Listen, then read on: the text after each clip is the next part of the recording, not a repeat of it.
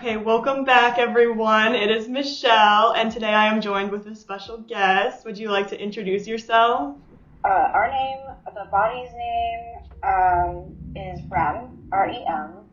My name is Eden, E-D-A-N. Do you want to share your pronouns and what you prefer to be called? Yeah, my pronouns are he, him. The other two have their own pronouns. There's me, there's Eden, and then there is REM. Normally signs their name with a lowercase r, R-E-M. Okay. They're they, them. And then there is Alon, who is sort of the longest, alter, or she kind of has the feeling a bit of a original alter in a way. Don't know the right way to say that, but her name's Alon, E-L-A-N. She goes by she, her. So that's kind of the three of us. But me, Eden, I'll be doing the interview today. Yeah. Do you prefer to be called we or I? All of us use plural language. Even Alon uses plural language. We all use it in varying ways.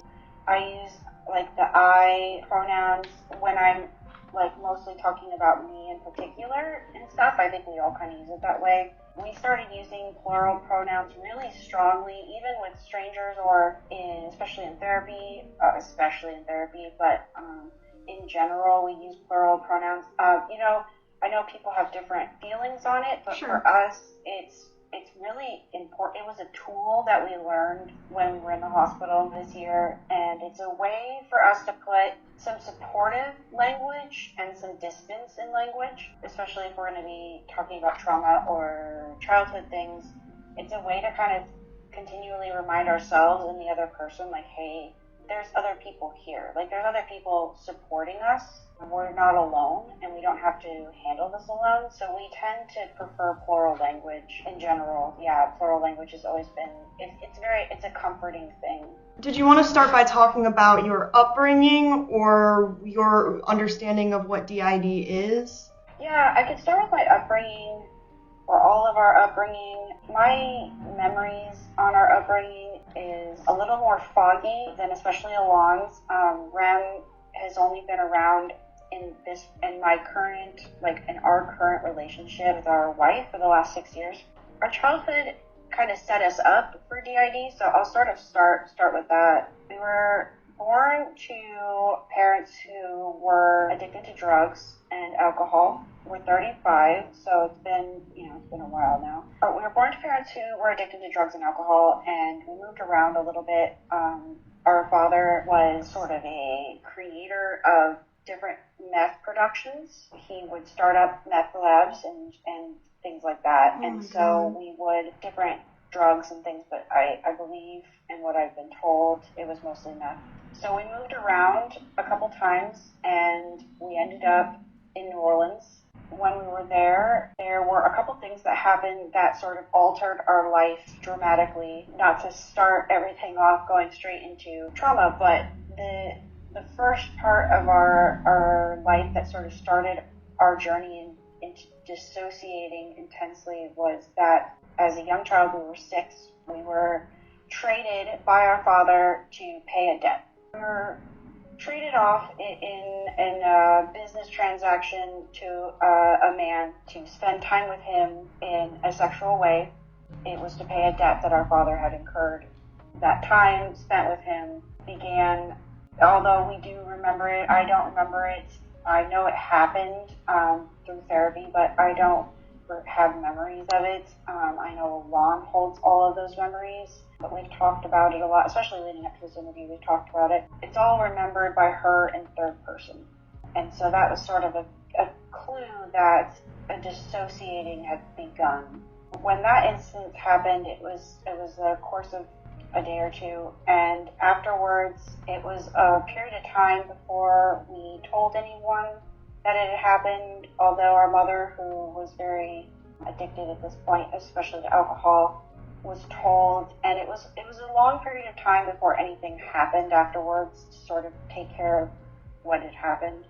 I do know that there was a hospital involved, and we were told as children that police were involved, but I personally don't believe that actually happened. So there was never any justice or or anything. We were told constantly as kids that, yeah, things had happened, that police were involved, but it was some information we got this year that probably didn't happen, and so that was a difficult thing to find out. Our mother and our father separated. They were having a hard time taking care of us. There were several instances where we woke up in the middle of the night and they weren't there at all. Like, the house was empty. We're 6 or 7 years old, and we were found running around in the street, kind of looking for them. We stopped going to school. She would pull us out of school a lot. The school was reporting, and so in sort of a desperate act to make sure we weren't put in the foster care system, our mother sent us to go live with family. She sent us to go live with her older sister. Her older sister has actually 2 of my mother's children by a different father, and they were adopted when they were babies, and she has a son of her own. So I was living with 3, what were sort of raised as cousins, but 2 of them were my half-siblings. We went to go live with them. We were about 6 years old. It was sort of discovered quickly that we didn't know how to read or write. We didn't have any schooling. We didn't know basic care, such as showering or how to put on underwear every day, simple things that little kids should know.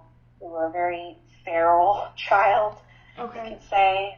We went to go live with them, and that would have been a good place for us to stay. But unfortunately, our aunt's husband developed cancer of the stomach and passed away very quickly. We were very young, and we were actually in the room with the family in the hospital when he was taken off life support. And that's another memory, one that I actually have that is all in third person. So another sort of clue that dissociating had definitely started to set in at that point. And then because she lost her husband, the state wouldn't allow for an adoption to happen because they were in the process of adopting. Oh, no. So they were in the middle of the adoption process when the state basically said, you have 3 children of your own, and she was a housewife. And so they were like, you don't have the funds to have this kid. And so what happened was my mother's youngest brother came and picked us up. He was young, he was in his 20s, and he had a young wife, and they had 3 children, all younger than us. Oh, wow. It was a very quick thing. It wasn't normal in the way that they did it. There wasn't like a sit down with the child and talk about it. It was like, okay, time to go, pack your things, and they came and picked us up, and we had been told you're going to live here. And in the process, in between these times, though, one thing that I believe began our DID set in a little bit was that our grandmother took us in for a little while, and in that process there was an instance when she took us to the grocery store, and we were born with the name Elan, E-L-A-N. Okay. That's our birth name. So everyone had been using that name, but we were at the grocery store, and it's a weird name, I mean, it's not weird, but people thought it was awkward. This is, in a conservative southern state. Sure. And so we were at the grocery store, and our grandmother was asked by someone like, oh, she's so cute, what's her name? And she said, oh, her name is Ashley. And it was very odd, I think because the family had begun to talk about changing our name. What? Because our 2 older siblings had birth names that were also changed when they were adopted.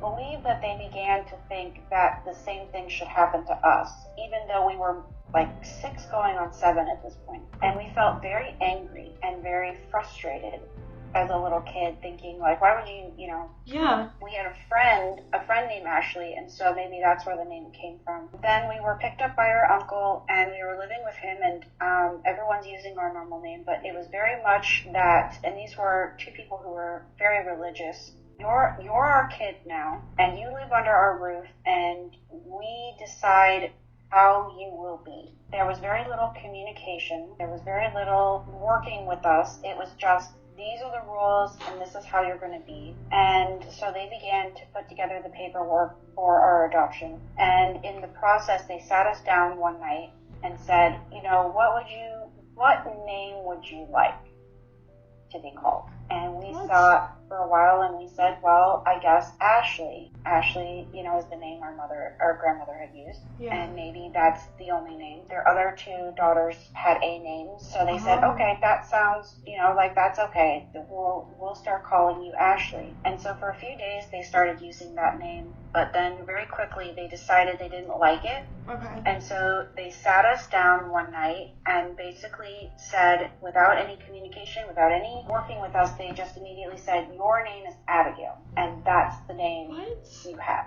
Immediately in that one conversation, our name, our identity, and our childhood was stripped away from us. We were not allowed to say the name Alon. We were not allowed to talk about our mother. We were not allowed to talk about our childhood at all before living with them. Okay. And that truly is a great way to set a child up for DID.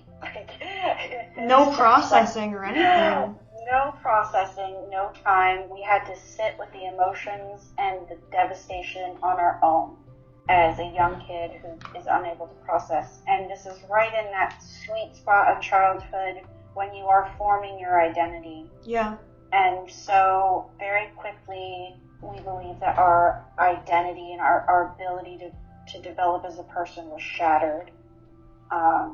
And for the first time, an alter was created, and that was Abigail. Because Abigail had to be a docile, sweet-tempered, good child. That was the person we had to be during the day. At night, it was different because we almost immediately stopped sleeping. We became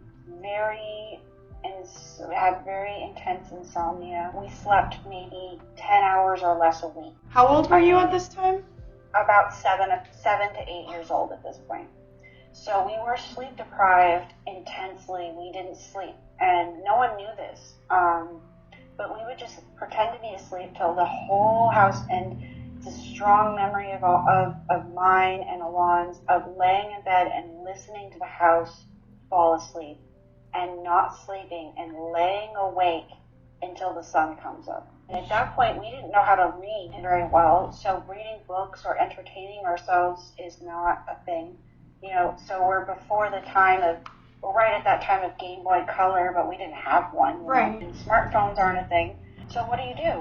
What do you do with yourself? We, began a sort of light night and day process of living, being one kid at night and one kid during the day. At night, we could think our own thoughts. We could be free of expectation. And although we didn't do much with ourselves until we were older, because the insomnia stayed until we were in our mid-20s, we really developed a feeling of being a different person. That's sort of how DID developed for us. It's an intense coping mechanism to deal with mistrust and trauma. The trauma never ceased, unfortunately. The aunt who raised us was an undiagnosed schizophrenic. Hallucinations and memory loss and strange behavior straight from the get-go. There was always something about her that was very off to us. And of course, not all schizophrenics have these, each case is very different, but in hers, her dealing with this sort of undiagnosed thing was to be secretive and violent towards us. We sort of grew up with that cliche evil stepmother. To everyone else, she was a good Christian woman. She was a wonderful mom to her other kids, but to us, she was angry and abusive and demeaning, and her whole goal in our relationship was to just break us down. It became impossible to be ourselves, because anytime we acted ourselves in any capacity, we were punished for it. So it became necessary to be someone else entirely in order to survive. That just never ended, and it continued. And the trauma for us never really ended until about 6 years ago when we met our wife. The traumatic experiences that we continuously found ourselves in just never really ended. I mean, it makes sense, it's like going from one trauma to another one, and you're not even allowed to express it at all, as if it had never happened.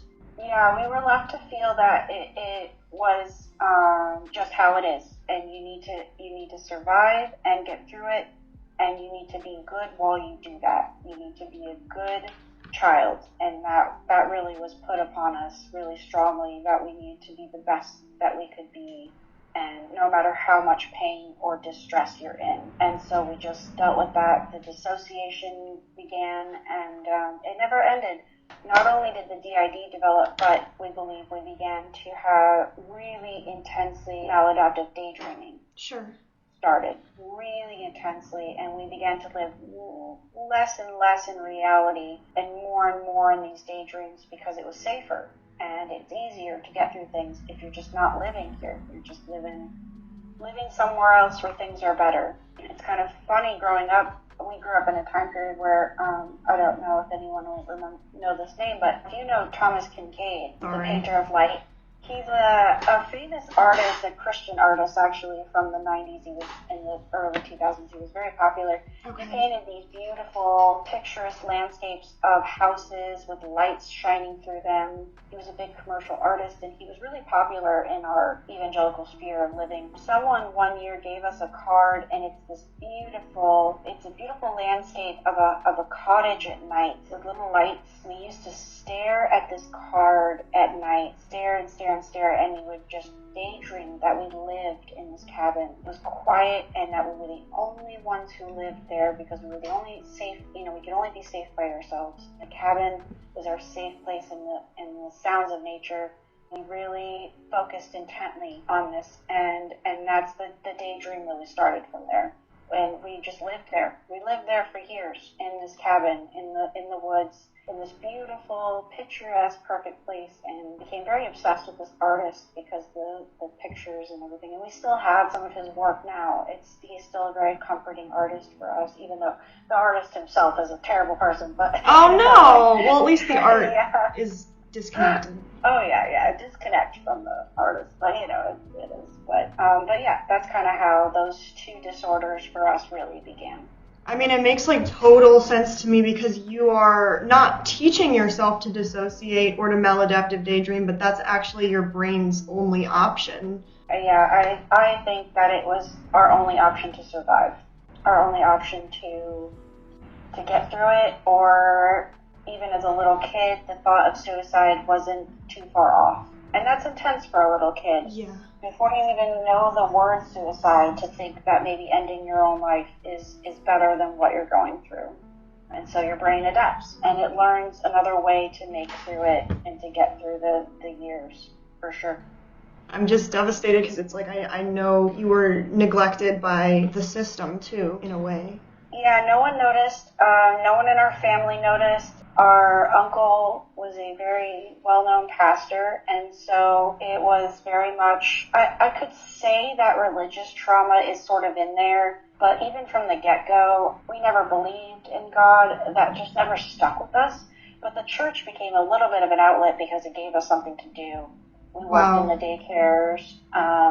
We worked with youth groups and did camps and all sorts of things. So it did give us a bit of an outlet, but even though we were around all these people, no one noticed that we were struggling, and even abuse that happened outside the home, no one noticed. And that's just kind of how it was. And it just altered our life in a dramatic way. There was a lot of situations, a lot of other places we could have grown up, but we unfortunately grew up in what I believe was the worst option for us at the time. Foster care probably wouldn't have been much better, but maybe it would have been different. You never know. So that's sad. It's sad to know that kind of happened to us. It's something that we're working through right now in therapy, is learning how to handle the emotions and devastation. That's what happened. There's no other story to tell. That's just the story of how it happened. Do you want to talk about how you started to notice that something was different, that you might have DID? We think that there were always signs, but the signs were really slow. As a little kid, we definitely showed signs that something was wrong. I think one of the greatest tragedies of our childhood, one of the greatest grievances, is that no one ever put us in therapy, and that therapy was not ever thought of for us, I think a lot of that has to do with the religion part of it, but... pride. Yeah, evangelicals and their hatred of the medical system, this is kind of how it goes. But the first sign that I can think of and that I can remember is hearing our name, hearing Alon spoken a lot, and hearing it from all sorts of places, hearing it in the distance, hearing someone call it over a hill, or hearing it when other kids are playing, or hearing it coming from toys. Like toys would say that name. There was one time that Alon and I have talked about, a toy said our name really loud, and it frightened us, and we went and told our aunt and uncle, and their response was to be upset, and they called the family, they said, and they talked to them, and they're like, no, the toy doesn't say anything like that. Like, what are you talking about? So I think that was one of the first signs that maybe a bit of splitting had begun to happen. And at night, we would say that name to ourselves in sort of a love language. And as a kid, the dissociation definitely had set in. I think we showed a lot of signs of it, but no one noticed. We just were a weird kid, or we were a bad kid, or something. We started to get really good at hiding it. And so like a rabbit that's kind of hurt and hides in the corner, we really began to develop like that. But then as an adult, the first sort of thing was that and I think when the breaks started to really show is in our early 20s. Abigail had died off. In a way, she began to go dormant. She wasn't needed as much anymore. Sure. And so Abigail went dormant, and, well, I had developed as Eden in high school, so I guess that maybe high school would be better to start. In high school, Abigail was still there, Alon is still there, and then I don't know if I developed as a coping mechanism or as a way to handle the trauma of high school, or sort of feeling that being male would be better than being female. I think it was because, you're taught that you need to have babies and be good and be docile, and so a sort of rebellious part of us that wasn't Alon began to form in me. We began to make friends with people in high school who were gay, and I think that probably the biggest break was that we realized that we were attracted to women. And that is so not okay, in church, in religion, in our family. You can't be gay. Yeah. And so it was we became very obsessive about several girls we knew. And we were like, well, if we have these feelings that we can't control, then the best way is to be someone who can be that way. And so being male makes sense. If you're going to have feelings for women, then that's for boys, and therefore I was born in a way. And I think I started off in high school. We got our first girlfriend, and she preferred more masculine women, and so we began to sort of develop. And then I really came out when, actually, surprisingly, our first sexual interaction with a guy. We had a friend who he was exploring his sexuality.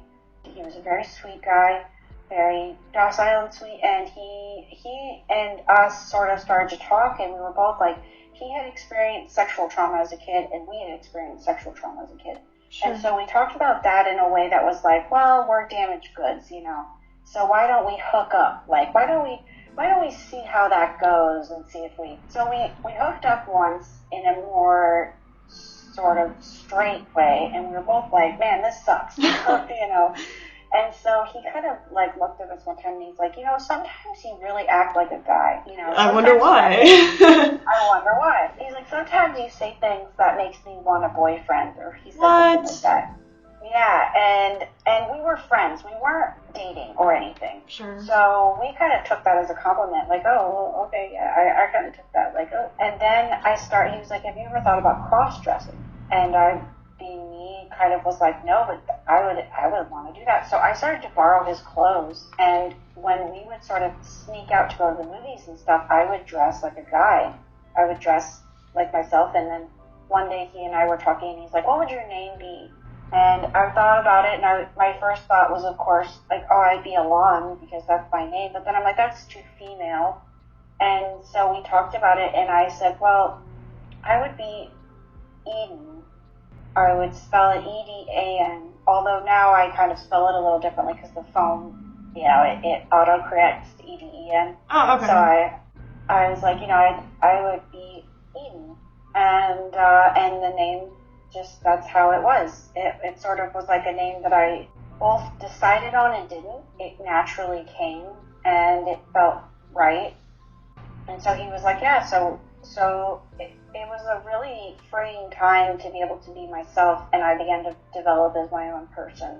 I had my own crushes, my own things, and then we'd sort of go home and slip out of me and back into Abigail or Alon.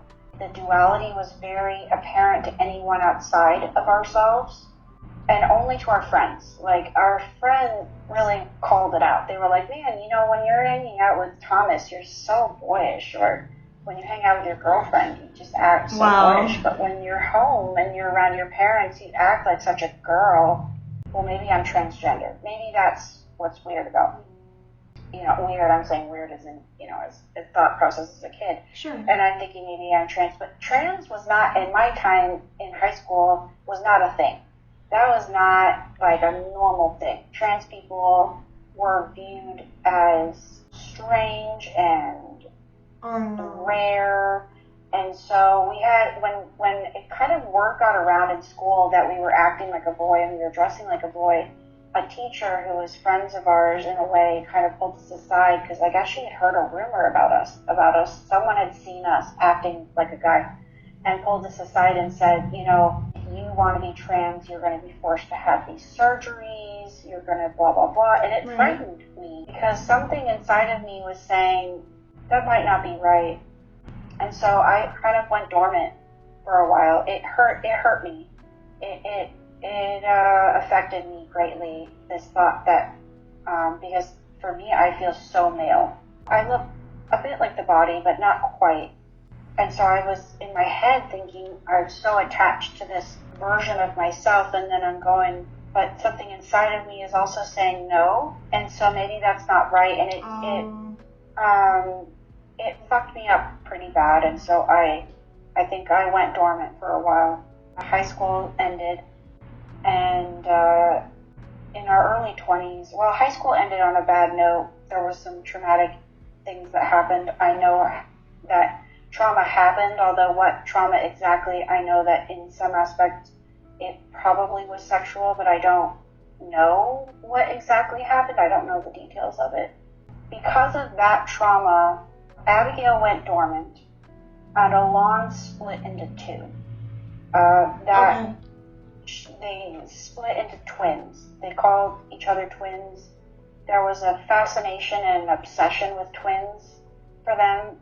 There became a daydream of living with a twin and having a twin, and that twin would be the all like an everything, like a spouse and a lover, and that twin would be everything, and became very obsessed with this daydream. And then the two twins happened, and they became the two hosts, you could say. But they were very different. So they were the same but different. So we had Alon Eden, which is more of the, which is what she called herself, which is more of who we, you know, who's here now. And she is very brass and enjoys indulging and is the artist and became very fascinated with the BDSM world and much more sexually open and promiscuous. And she really enjoyed getting into the fetish scene, and she wanted to model. She began to model. And then we had Alon Marie, who is much more romantic and quiet and a little more docile and a lot more like Abigail in a way. It was almost as if, even though Abigail is her own entity, although she's not part of us now, it was like me and Alon Eden sort of like got together, and then Alon and Abigail kind of got together in a way and sort of fused into these two completely separate entities. That was when DID really started to show, because the two twins fought about the modeling, because a lot of what Alon Eden was doing was nude modeling and fetish modeling, and we did really, really well. We were pretty well known in the scene. We were making quite a bit of money on it. But then, as time went on, Alon began to notice that things would happen that would frustrated her. She would wake up one morning and her modeling account was shut down. It happened several times, and that frustrated the shit out of her. She was like, what the fuck is going on? Like, my account is down. Or she would go to a fetish party, and then when she would leave, all of a sudden she's sobbing and crying, and this huge emotional breakdown is happening. Even though she hasn't engaged with anyone, nothing has happened, there's been no trauma. Or she would have partners or do BDSM sessions with someone, and then there's this huge emotional freak out afterwards. And she was like, I don't feel this way, but I'm acting this way. This doesn't make any sense. Wow, I can't imagine that feeling.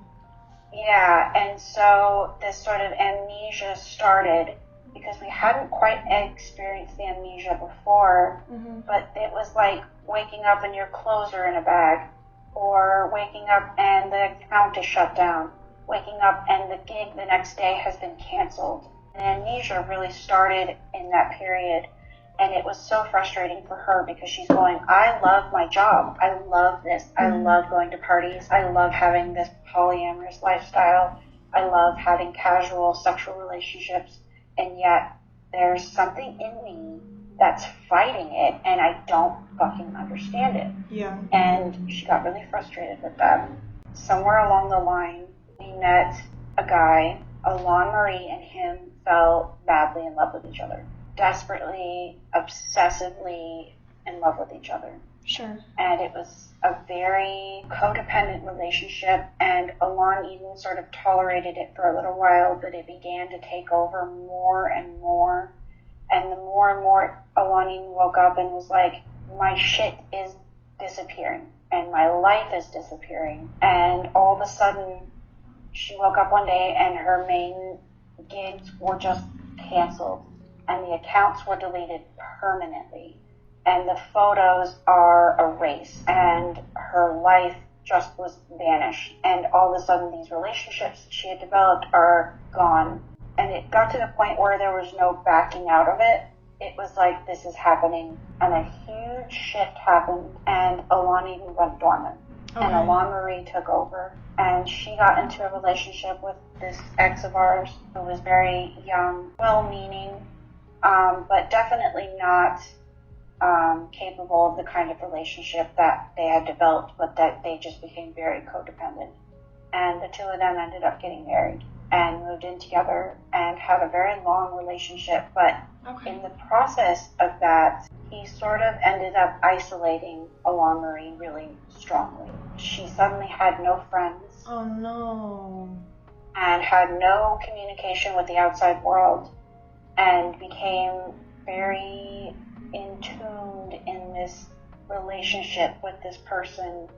And it went on for about 8 years. So most of our 20s was in that. All of a sudden, and it's hard to pinpoint the exact moment that something happened. I got woken up. Another trauma happened, an intense trauma. I believe that we were attacked by a stranger one night, and she was attacked. When she told her spouse, he didn't believe her. It created a rift between them really intensely. She didn't quite get over it. And so I woke up. I woke up because it was time for a shift. It was time for someone to come out and protect us.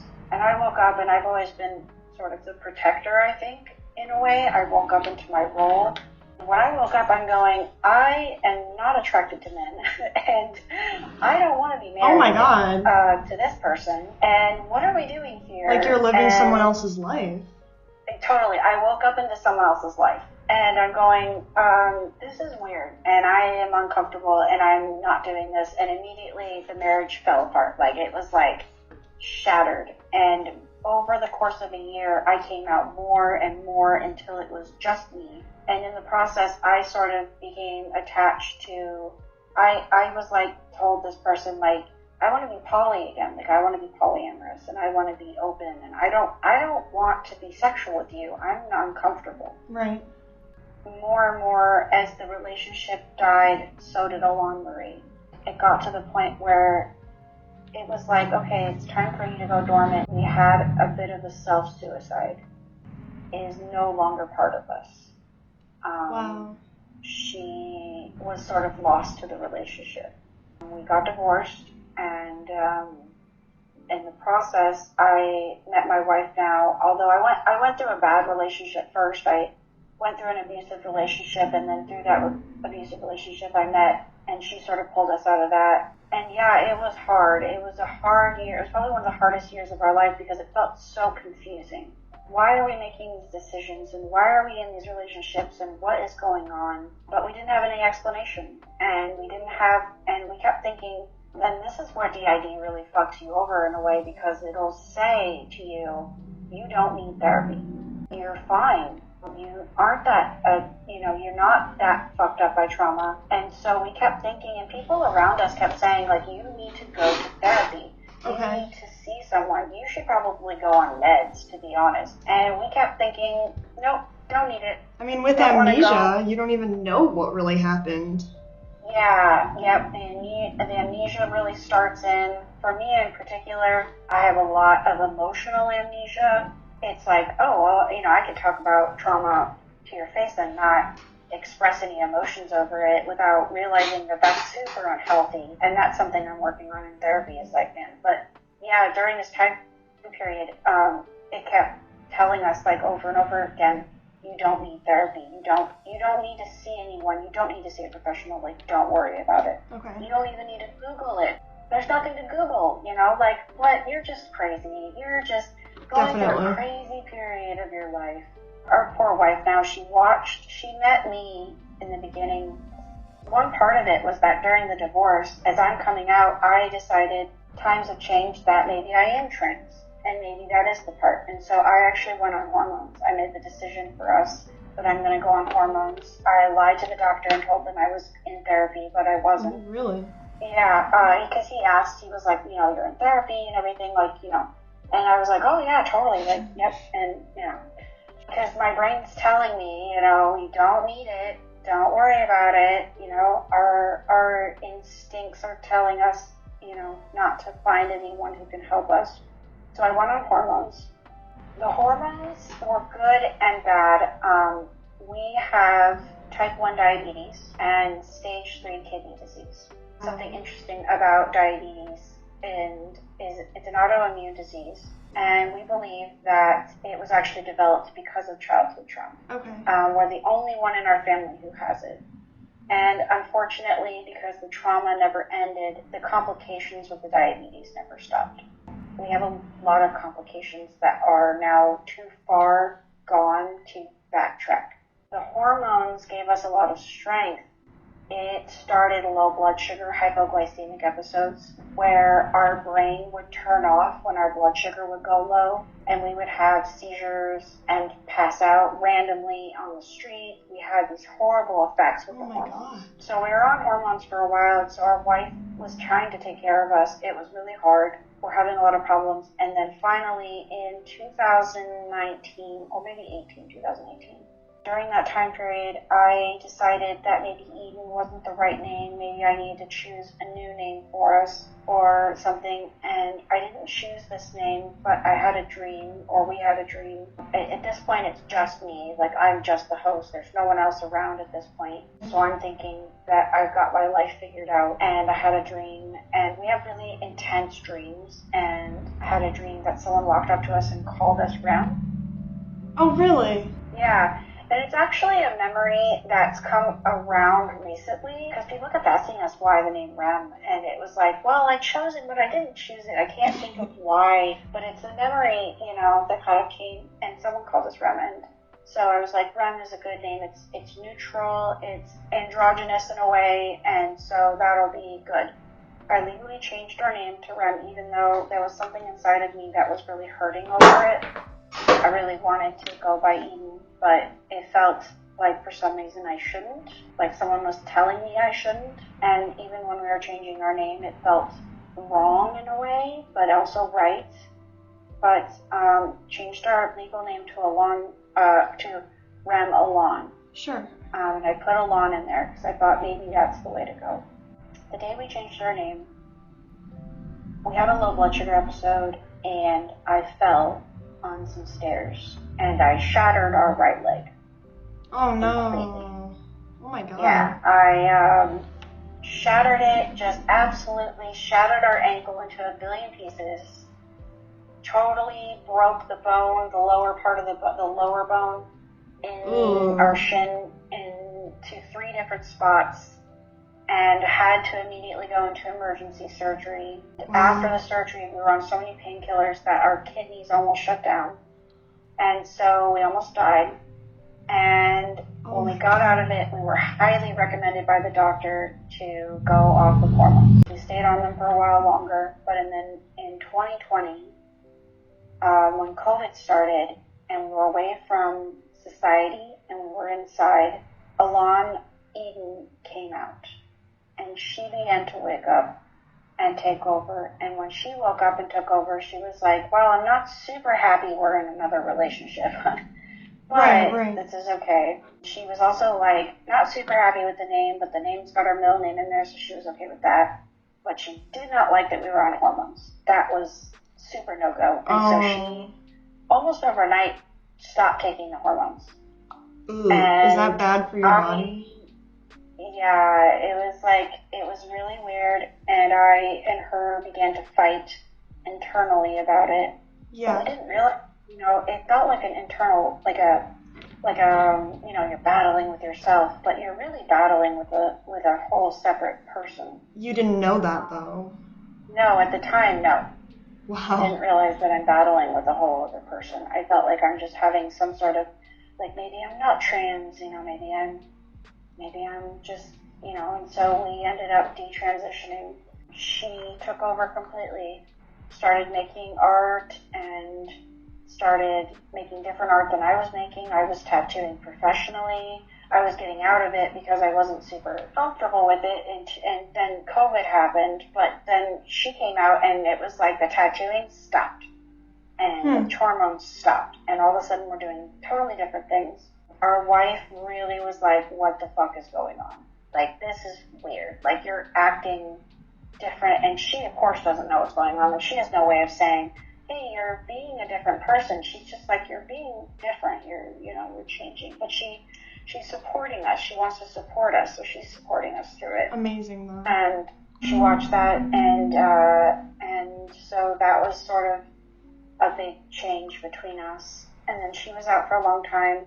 I went dormant again because I was just sort of devastated over losing out on what felt like my own life, and I was devastated and tired from the breaking my leg. I just shattered our leg so bad, and I just went to sleep. Oh no. And I was asleep until January of this year. Really? But, yeah. And our diagnosis journey started in November of last year. For some reason, we were on YouTube, and some videos popped up about, like, what childhood trauma will do to you, and we were kind of like, oh, okay, well, listening to this podcast or something, or it was like a type of podcast on YouTube, and we're listening to it, and then another video popped up, and it was about a movie that I think Ben Stiller might have done, but it's about maladaptive daydreaming. Oh. And the video, I don't remember the movie, but the video was breaking down this movie that he had done, and we had never heard the term maladaptive daydreaming. And it was like the moment we started listening to this woman describe what it's like, it was like a bubble burst. And all of a sudden we realized, fuck, like, we do that. Like, we don't live in reality. We live in a daydream. Like, it's like we're living 20% in reality, and the rest of the time we're living in, like, this alternate reality where, even something as simple as, like, we open a cabinet door, we pull something out, and then in our mind we're going, oh, close the door already. So you don't need to close the door again, because you already did it.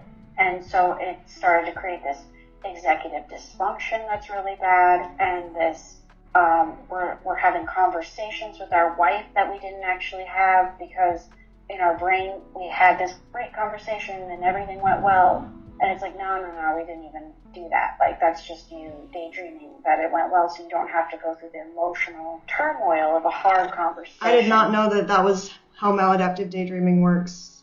I don't think it works that way for everyone, but it was definitely working that way for us. Okay. And we kept trying to describe that to the people around us, and they're going, that's not normal. Like, people don't do that.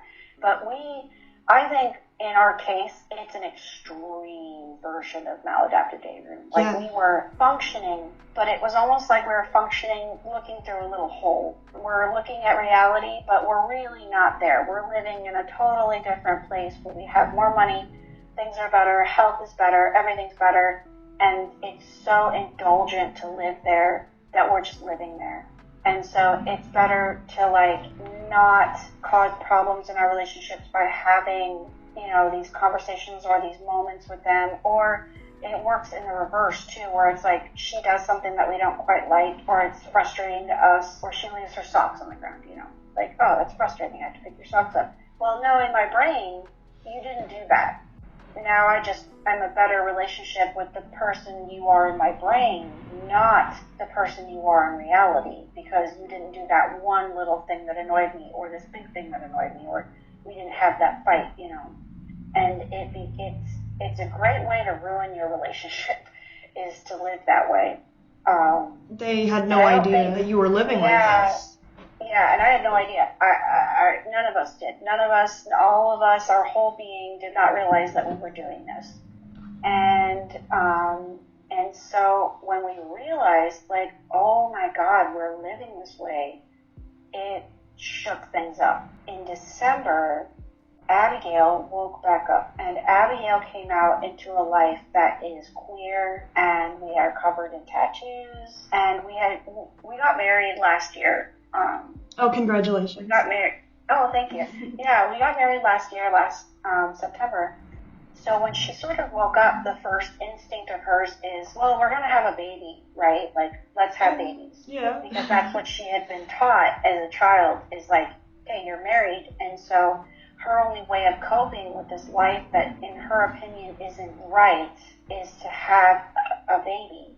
And so and that's not happening in our life. Like, between our health and our living situation, like, not our living situation, but our lifestyle, our financial life, us being on disability and everything, like, we're not having a kid. That's not happening. And as much as, like, it would be great and our wife would love that, like, that's something that we all agreed is not. But Abigail woke up and was like, I'm going to put pressure on our wife now. I'm going to make this as uncomfortable as possible.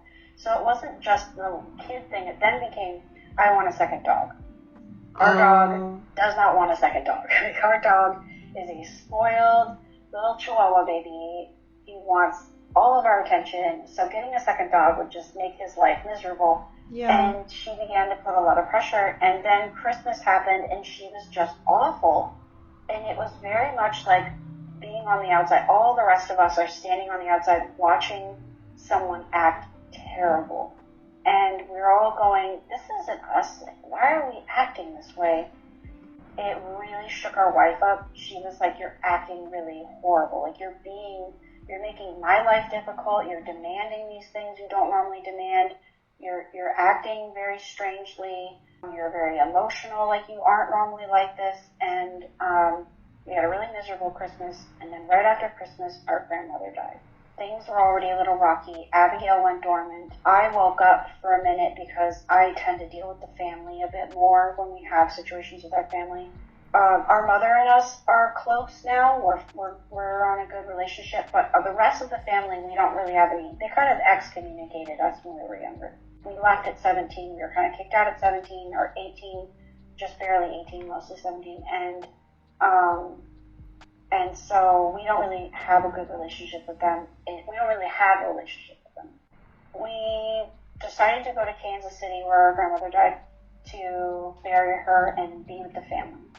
And so we got there, and immediately the family wanted to talk about trauma the whole time. So we spent about 10 days talking about our childhood, all the bad things that happened, catching up the spouses with all the bad things that happened, filling in pieces. I was there having these conversations, completely unemotional, talking about trauma and abuse. with just a straight face. Wow. And then afterwards, I'm going and being by myself, and there's an independent voice of REM, who's only been around for about 6 years, sobbing, going, what the fuck are you talking about? What are you talking about? That didn't happen.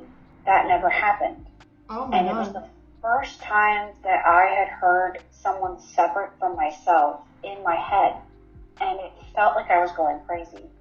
I was like, what are you talking about? Like, of course, and I'm thinking maybe I'm just stressed, maybe, but then there's these other feelings like, where have I been the last few years? Why don't I remember the last few years? Why doesn't this make a lot of sense? I'm really struggling with it. And a REM just keeps talking in the background going, I don't know what's going on. I don't know who these people are. I don't know what's happening to me. We don't smoke. I love to smoke, but the rest of us didn't smoke. We don't have an addiction to tobacco, but I like to smoke. The cigarette is bad for us. We shouldn't do it, but I like smoking. And I'm out there chain smoking. REM's going, I fucking hate this. Alon's starting to wake up, and so it became the three of us sort of fighting. We all sort of settled in these roles of me being the protector, REM being the child, and Alon being the persecutor. Alon's becoming very antagonistic. Sure. Yeah, that's the word. She became very antagonistic, I think, out of pain and trauma and remembering everything more than I do. Because the whole time we're talking about trauma that I don't even remember, so she's having to be there telling me things that are like, yeah, that did happen to us, and like I remember it and stuff. And so we got back from Kansas, and it was very frightening because all of a sudden we're kind of aware of each other. When you're hearing a voice in your head that isn't yours, that you have no control over, that is making decisions or saying something, we felt like we were haunted. Because when we got back, REM, this is their life in a way, kind of woke up, and they've been around the last 6 years. They had really been the host for the last few years. Okay. Since I went to sleep, and Alon kind of went to sleep. So from about 2021-ish until now, REM was really the host in a lot of ways, and with Alon kind of in the background, but REM became very childlike, and anxiety and a feeling of haunting. It felt like there was someone behind us all the time. It felt like someone was always talking to us, always calling our name and different names, telling us things. We were consumed by flashbacks, and we couldn't situate it, couldn't get through it. We don't cry very much. We're sobbing hysterically. Our wife, who's just trying to like hold on for dear life, like she's just like trying to figure out what to do and how to help. No. She helped us find a therapist.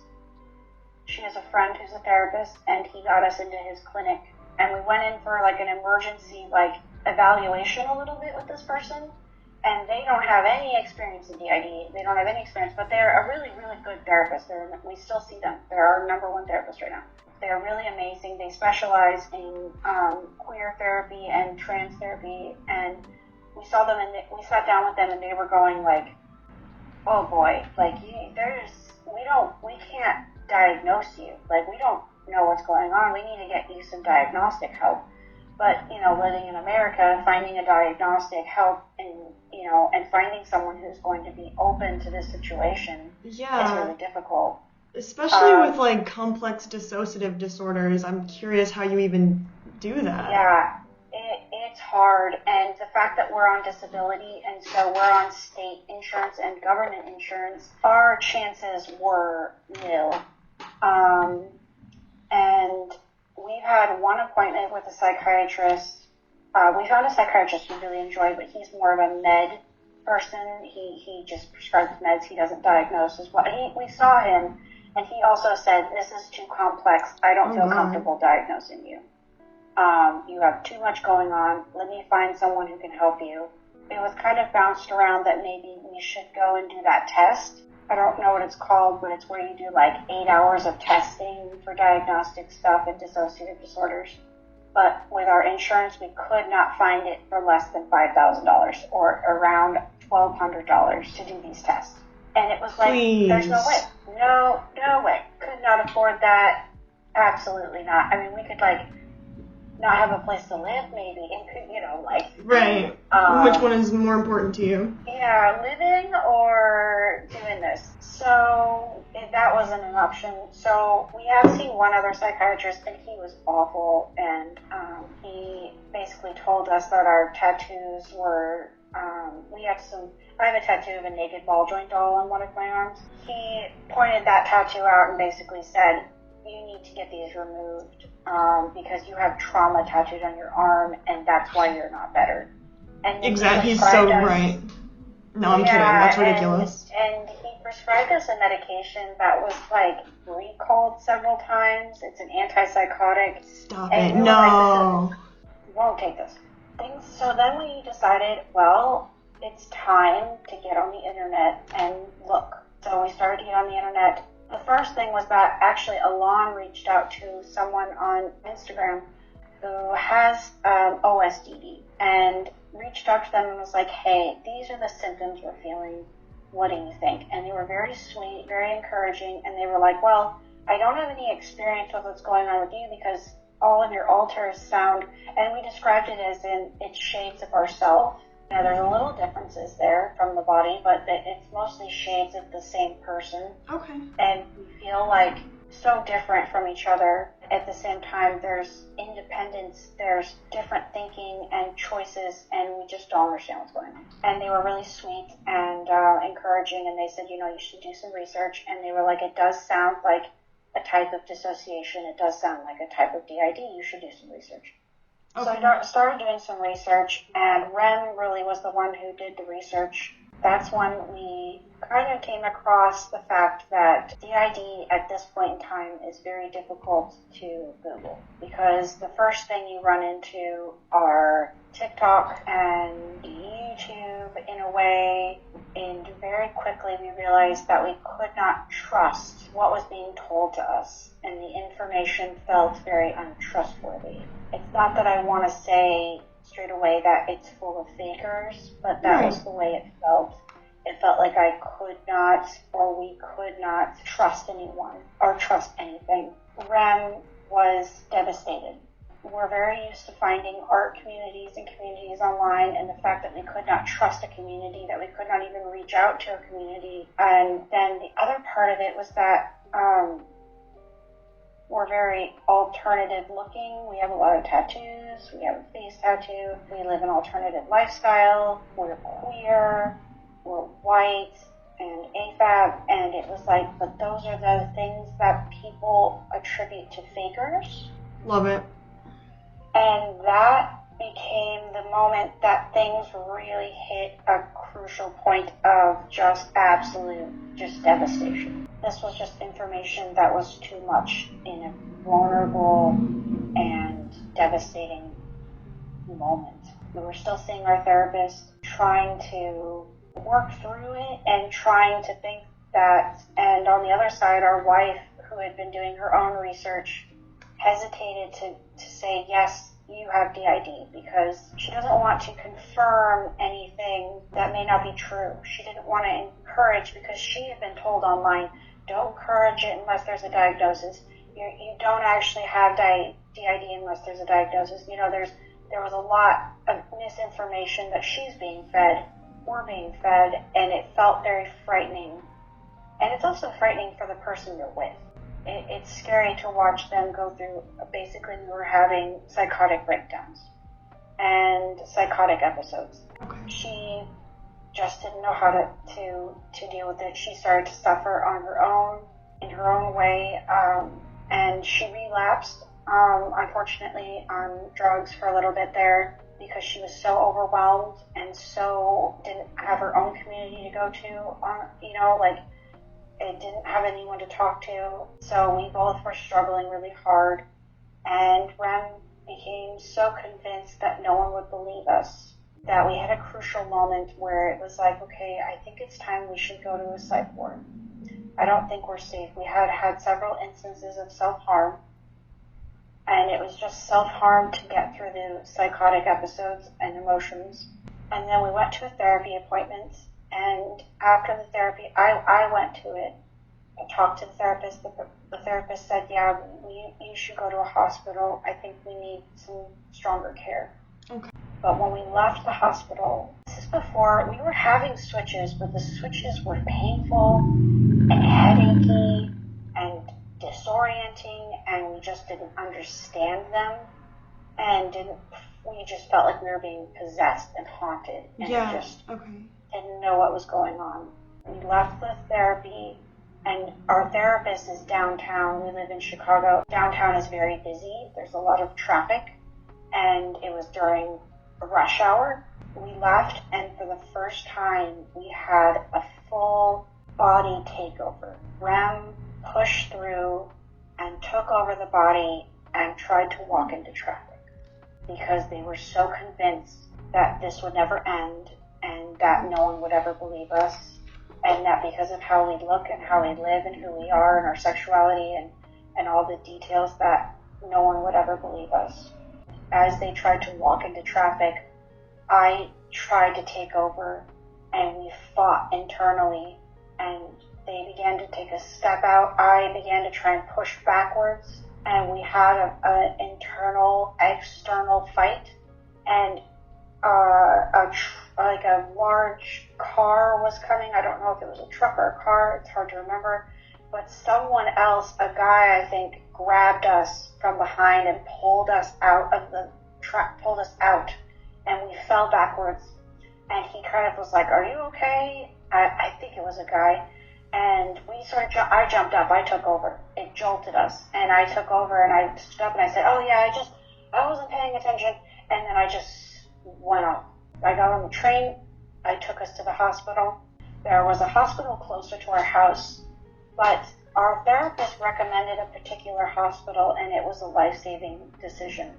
We went to a hospital we'd never been to before, and with our diabetes, we've been to almost every hospital in the city, I swear to God. Sure. But we got to a hospital, and we walked in, and we were so psychotic, and we were shaking and just sobbing, and I didn't realize this till we got there, but Lon had antagonized REM so badly that REM had completely ripped our arm to shreds with an X-Acto blade.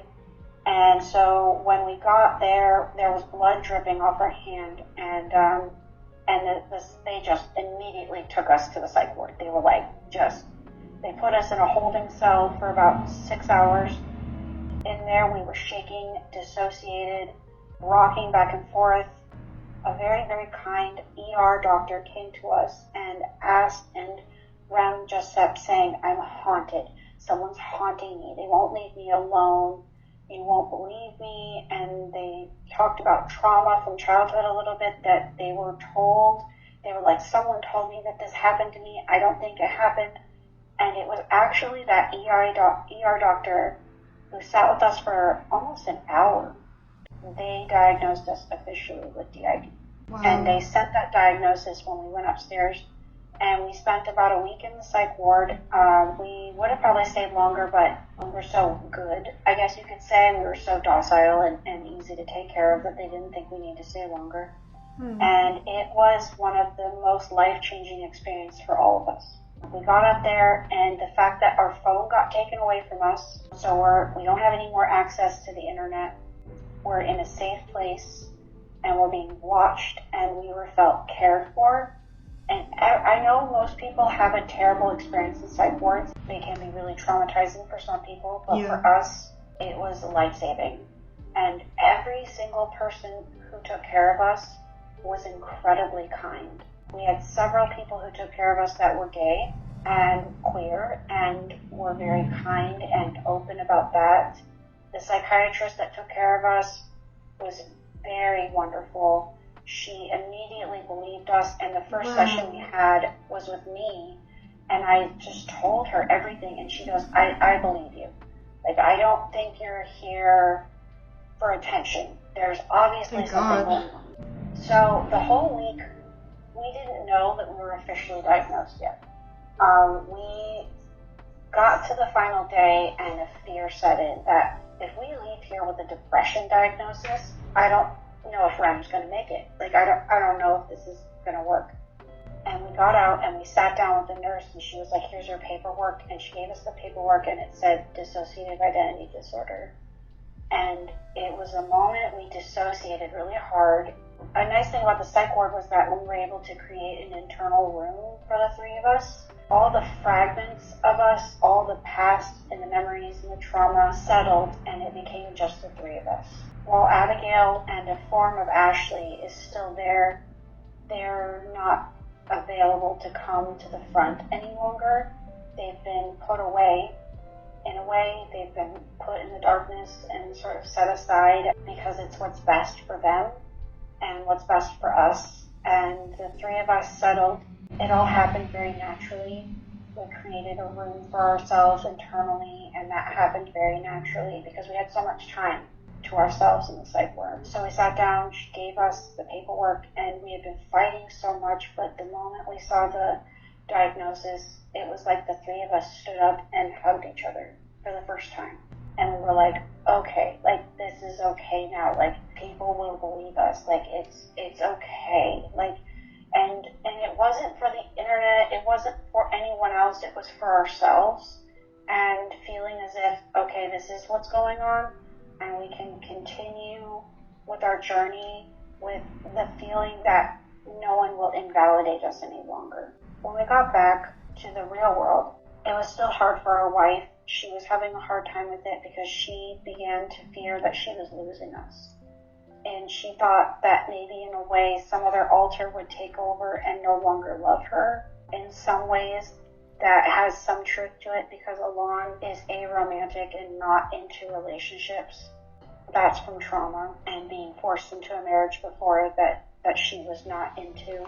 She acknowledges that this is the healthy relationship, that this is a good relationship, and that this isn't a relationship she's going to push on because it's good and she can be as comfortable as she needs to be.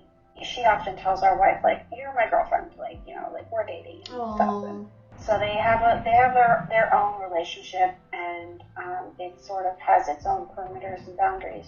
It took her a little bit, but then when I came back out and she saw me for the first time in 3 years, and her and I have the closest relationship, it was like a switching point for her. And she said, she was like, I feel like I haven't seen you in years, and I didn't realize how long I missed you. She was like, you are different, like the three of you are so different. And then it became kind of fun, like realizing the differences between us, that there are little things and big things. We all have our own favorite things, our own favorite foods, and our own things, and we sort of found that, but it comes with a lot of work. Working through trauma as three separate people is not easy because you don't remember things, or you don't remember things correctly, or there are traumas that only one person remembers that someone else doesn't. Learning how to explain things to people, like plural language and things like that, and that it's not something that I'm using for attention. I'm using it because I have to use it. At the moment, we're so raw, and we're dealing with the first time in our lives admitting that we're traumatized to no end, like that there is no end to this trauma. And on top of that, having type 1 diabetes, the complications that comes with that will be the end of our life, will be related to diabetes in a way, you know, outside of externally. Type 1 diabetes is technically a terminal illness. You know, no one uses those terms, but it's very true. Without medication, our body could only last about 72 hours. Our body is reliant on insulin to survive. And that must be taken with every single bite of food, unless there's a hypoglycemic episode or low blood sugar. Everything we eat and drink must be calculated. It's not a natural thing to live off of a medication. I'm not saying that as in it's like it's not right or it's not I just mean like it is a human body. It's hard to be surviving off of a medication. Some people have diabetes and their body works great. Some people like us, it doesn't work that well. The trauma, as far as that goes, won't ever end, and there's a lot of medical trauma that we all have to go through, and unfortunately a lot of that trauma landed on REM. They deal with a lot of that medical trauma. We've had an intense amount of medical trauma. for me, a lot of life trauma, relationship trauma fell on me, a lot of medical trauma fell on REM, and a lot of the difficulty, I mean, I take on a lot of the childhood stuff, but a lot of the sexual trauma and stuff like that fell on the lawn. So each of us have a lot to go through on our own. There's no choosing.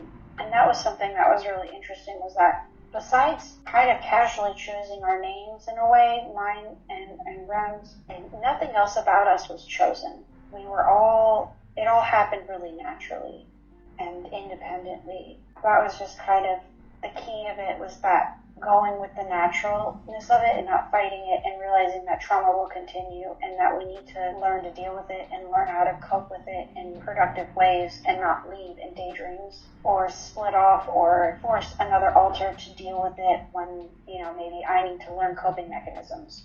And that's not easy. Maybe I need to cope with something that I can't force on Rem and Alon. I can take over for them, but I can't solve their anxiety. Right. And medication can help, but I can't, that's only I then also have to deal with the medication. And the medication affects us in different ways sometimes. That's kind of our DID journey. I know that's a super long story. But yeah. No, I mean, it completely answers my question, like how you realized you had DID, how you got diagnosed with DID. Yeah, it's new. It's very new. So we were diagnosed in June of this year. Yeah, it's still a new thing that we're kind of working on, and we have to be open that things will change and shift. Like Alarm hasn't been out a couple weeks, so that's something we have to work on, and making her comfortable and seeing what she's going through. It's like having a sibling and knowing they're in pain, but you can't do anything about it. You can only comfort them and encourage them. And it's weird when it's inside yourself. You know somewhere that it's in you, but you have no access to it. It feels very disorienting sometimes. Can you share some insights about stigma or misconceptions surrounding DID?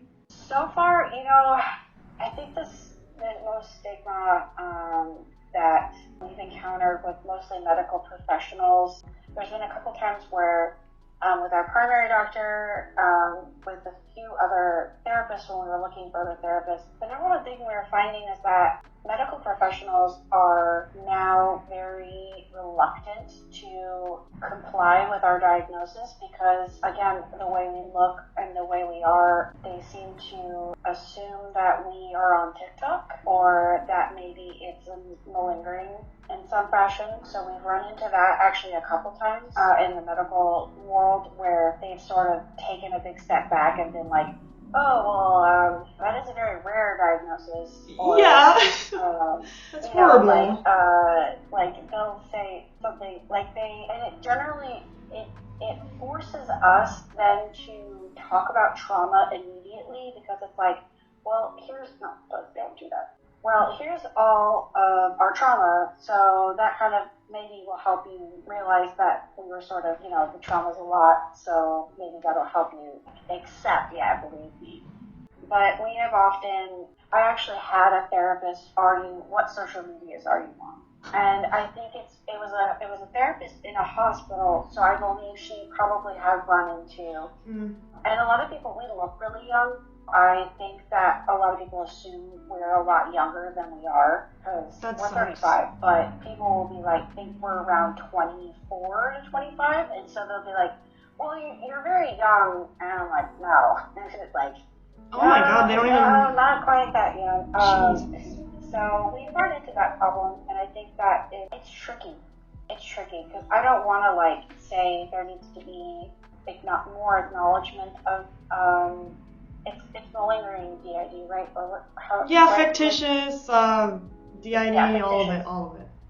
I think that the fictitious DID online has really poisoned the well a little bit for people like us who are desperately trying to cope with. And another problem is that it leads back into a sense of not being safe. Like, I don't feel safe letting us go online, make friends with other people who are diagnosed or not diagnosed, because it's hard to trust. And that's sad. That's the sad thing. But that's the biggest stigma, I guess you could say, that we've run into, is people, medical professionals, not being able to trust a diagnosis because they're unsure if we are some person just trying to, who's created this in their own head, for some reason, because we're online too much. And it's frustrating. I mean, it's offensive almost, but then you think, like, I'm sure they have dealt with people in the past who were trying to get diagnosed and they don't have it. Our primary care doctor and the therapist, I think, have run into that in the past,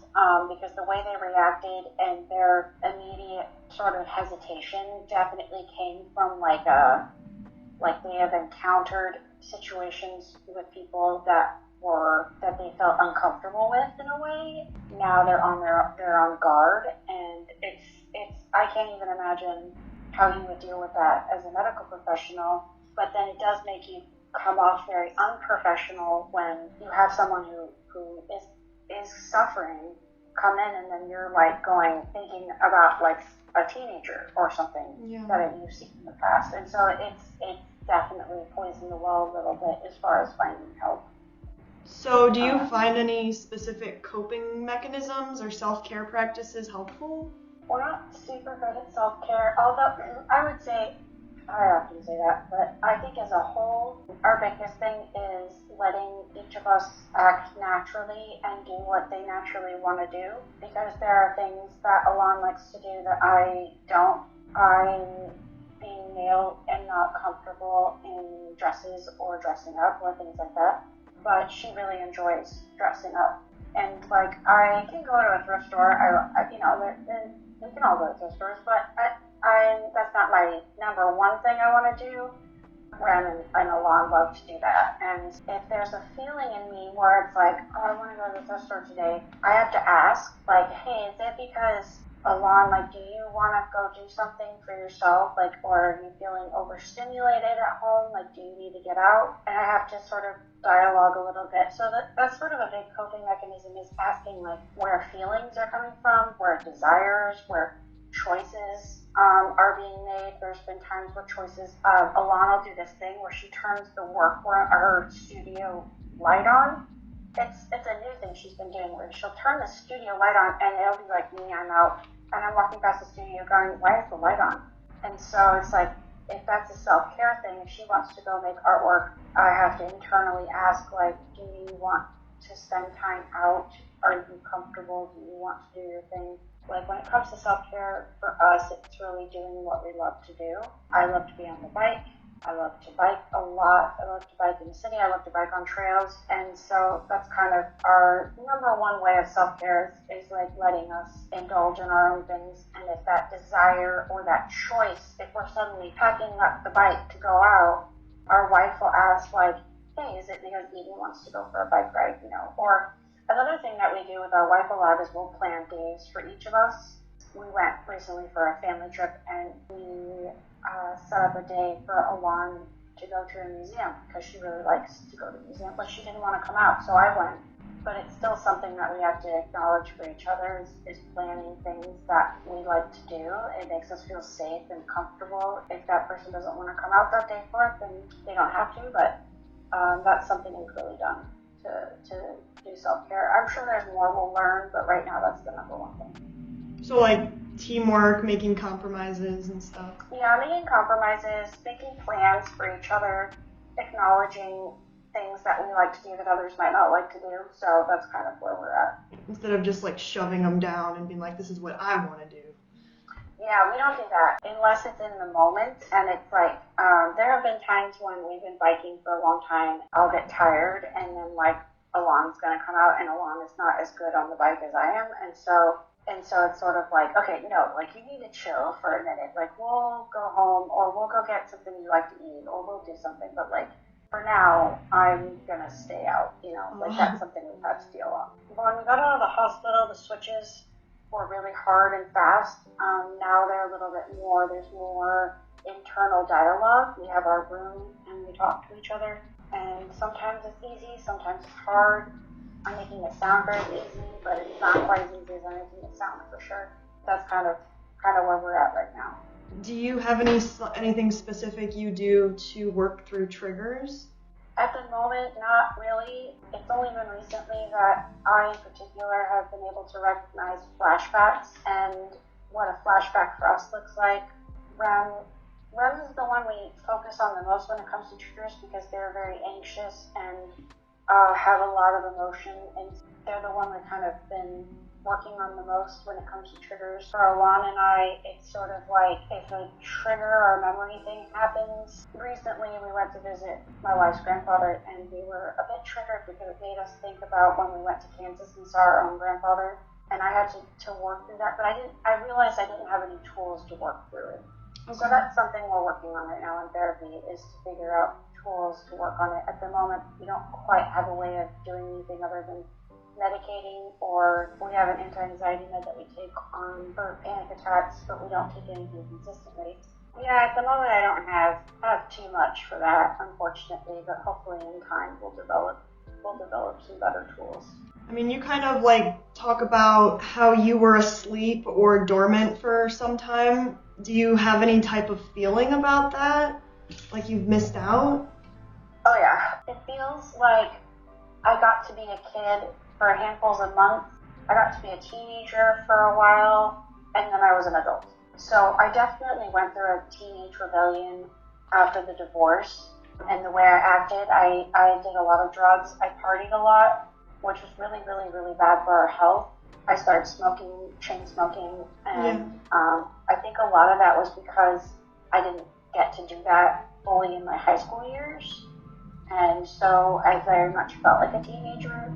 Next time waking up, it felt very much like I woke up and I aged 20 years. And so I don't feel like I got to have my 20s. I feel like I am now in a much more safe, docile, not docile, but domestic, living situation. And so I didn't feel like I got to explore what life in my 20s would have been like, but that's just part of having DID, and that's something that I need to live with, unfortunately, as frustrating as it can be sometimes. I know Alon feels like she's 1,000 years old because she just didn't really go to sleep. Even when she did go to sleep, she's still there. Her dormancy was sort of still undercurrent of anyone else who was awake. Even now, I don't remember things, if something happened with Ram a few days ago, I don't always remember it. There's a lot of amnesia between the two of us, but Alon remembers all of those things. She has a TV, she watches her own, the tapes of all of us. Oh, okay. Yeah, but then Rem is very childlike because their lifespan has only been about 6 years. So they act like a child sometimes. They can be very emotionally immature.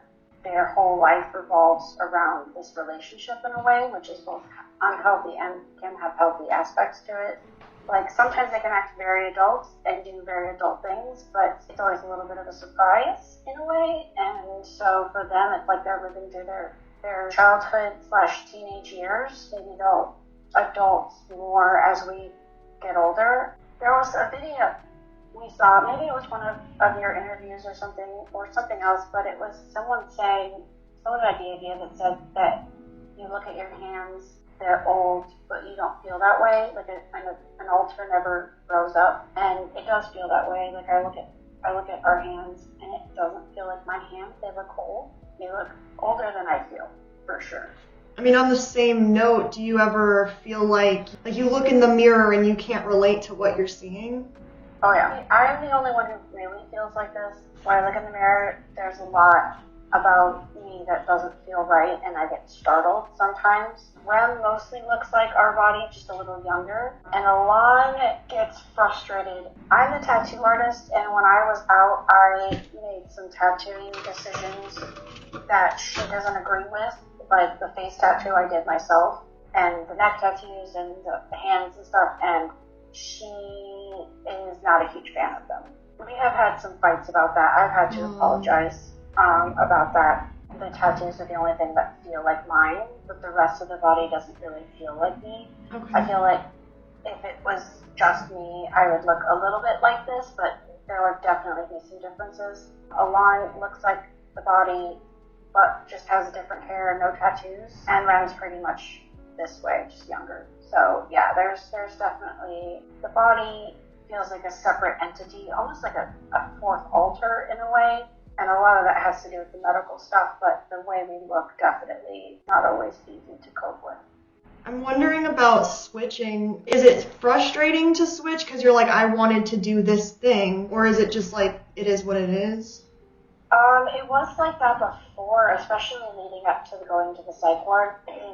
Now our switches are much more cohesive. We have a full, I like to call it a body hack, because I love Ghost in the Shell. I don't know if you've ever seen that movie. Oh my gosh, I'm a big anime, sci-fi anime. But yeah, if a Ghost in the Shell, man, that's my love movie. But a ghost hack is like a shutdown. So we tend to, our whole body will shut down, our head will drop. We go internally into our room, and then there's a full process of watching one of us come to the front. A ritual that we have. Sometimes we talk about it. Sometimes we'll encourage someone else to come out. In the beginning, we had a lot more rapid switching. That's kind of died down recently. That might pick back up, or who knows? Just depends on what's going on, I think. But right now, it's that sometimes our switches are very quick and stuff. There's been a few moments where we have been triggered that will rapid switch very quickly, and we don't do the full ritual. We'll just sort of bleed from one into another. The switching is intense. It's been a few times where we've been out in public and a switch starts to happen, and it's a little jarring because I don't want to seem unconscious, because it seems like we're unconscious for a few minutes. Okay. Not even a few minutes. It's about 90 seconds. It's like a ritual that we have to go through in order to switch out in a healthy way, I would say. The bleeding switches don't feel right. They feel very uncomfortable. Our body feels uncomfortable. We get very dissociated for a while, especially if, say, I bleed into REM and REM comes out. REM will get very dissociated and very depersonalized for a while. We tend to try to have hard switches than soft switches more often. So that's kind of where our switching is at right now. Whether that'll change or not in the future is something we need to be open to, but that's kind of what it's like at the moment. Sure. So is it like an uncomfortable feeling? Do you get a headache at all? Hard switches, no, but soft switches, yeah. Yeah, the soft switches is like a conversational switch or doing something, and then we can feel as if someone is coming in through the back, like someone's coming into the body and you're seeping away, and those leave headaches and just mostly dissociation, just intense dissociation. Like if during that period or right afterwards, if our wife is trying to talk to us or someone's trying to talk to us, it's really hard to concentrate. So it's like talking and we're just saying, yeah, like we're not fully having a conversation with you. So that's something she's picked up on, and she's kind of gotten used to sort of being like, are you actually listening to me? Like, are you, we've noticed that the dissociation is just really bad after that. But a hard switch is comfortable. It feels very comfortable. It's like someone takes over the body and it feels right. It feels good. It feels ready to go. So we try to encourage hard switching and soft switching. But again, that's not something you always have control over. You can encourage it and do positive triggers. And one of the first things we did in the psych ward was write down positive triggers for each other and try to encourage someone. So like with Alon not being out the last few weeks, I've been trying, like I put on Jane Austen novels, I turn her workroom on for her if she's not doing it herself, what she's been doing lately. I try to sit down and draw, even though, I like to draw, but I prefer to do printmaking or tattoos or something, but I'll try to encourage something, or I'll go to the thrift store, even though, Rem likes to, but I'm not always loving it. And so that's sort of what we do to encourage each other to have a hard switch to come out and be their own person for a while.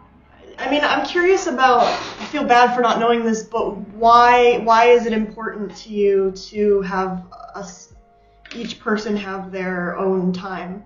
Because the way DID has worked for us, if we ignore someone for too long, if we deny, or not even, we wouldn't deny any longer, but if we don't encourage these switches and don't encourage them, then we're, on one hand, we're not going to work through the trauma. We have a lot of trauma, and so we constantly, I especially, try to encourage each of us, especially Alon, who's hard to get to therapy, to come out and go to therapy, to spend time out thinking about trauma, and not thinking like, as in like having flashbacks, but try to like work through a feeling. Like, why do you feel sad today? Is it because of a memory? Is it because of, and that's easier to do outward than internally for us. And it's also that we have spent so long pretending to be one person. Right.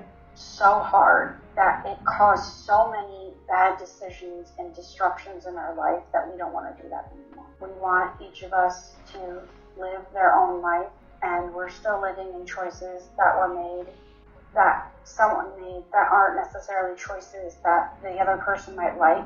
We need to come together in a solid way with our choices. We need to hold each other accountable. And that also includes making sure that everyone gets their own time and everyone gets to enjoy life on their own, because as weird and strange as this disorder is, we are three separate people. Integration is not something that feels comfortable for us. Whether or not it'll always be the three of us is not something we can have any control over in a way, because there could always be trauma or healing. We are going to live the rest of our lives as a multiplicity, and so we want each of us to live their own life happily in some fashion.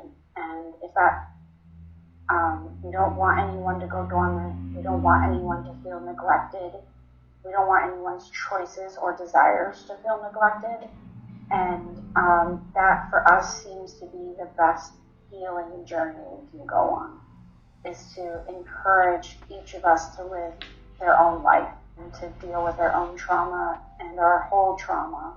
For each of us to spend time with our wife and our relationship and our dog and our friends. Each of us have our friends, and yeah, that's kind of why it's so important.